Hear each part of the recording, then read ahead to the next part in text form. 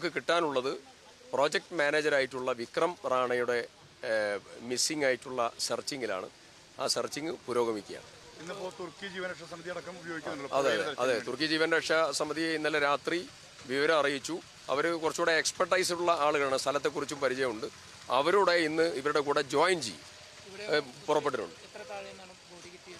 ഏകദേശം കുറച്ച് താഴെ ഭാഗത്താണ്, ഒരു 1.5-2 കിലോമീറ്റർ അതിൻ്റെ ഒഴുക്കിൽപ്പെട്ടു പോയി എന്നുള്ളതാണല്ലോ അനുമാനം.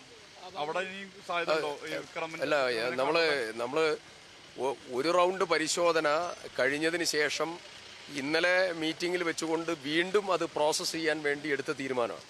അപ്പോൾ അത് കുറച്ചുകൂടെ സ്ട്രെങ്തൻ ചെയ്യാൻ വേണ്ടിയാണ് നമ്മൾ ഇന്ന് പ്രാദേശികമായിട്ടുള്ള ടീമിനെയും കൂടി അതിൻ്റെ കൂടെ വെച്ചിട്ടുള്ളത്. ഇനി എങ്ങനെയാണ് ഇതിന്റെ നടപടിക്രമങ്ങൾ എങ്ങനെയാണ് മുന്നോട്ട് പോകുന്നത്? അത് സെർച്ചിങ് ഇപ്പോൾ ഒന്ന് 3rd സോണിലെ സെർച്ചിങ്, ട്രാൻസ്ഫോമർ പരിസരത്ത് കൂടെ ഉണ്ടായിരുന്ന ആളുകൾ പറഞ്ഞതനുസരിച്ചുള്ള ഒരു സെർച്ചിങ് പുരോഗമിക്കുകയാണ്. അപ്പോൾ അത് 3ാമത്തെ സോണിൽ ഒരാളും കൂടെ ഉണ്ടാകും എന്നുള്ളതാണ് നമുക്ക് വീഡിയോയും അതുപോലെ അവിടെ ഉണ്ടായിരുന്ന ജോലിക്കാരും പറഞ്ഞ നിഗമനത്തിൻ്റെ അടിസ്ഥാനം. പക്ഷേ അത് ചിലപ്പോൾ ആ ഹൈറ്റിൽ അതും കടന്ന് മീനാക്ഷി പുഴയിലേക്ക് എത്തി അവിടുന്ന് ഒഴുകി പോകാവുന്ന സാഹചര്യമുണ്ട്.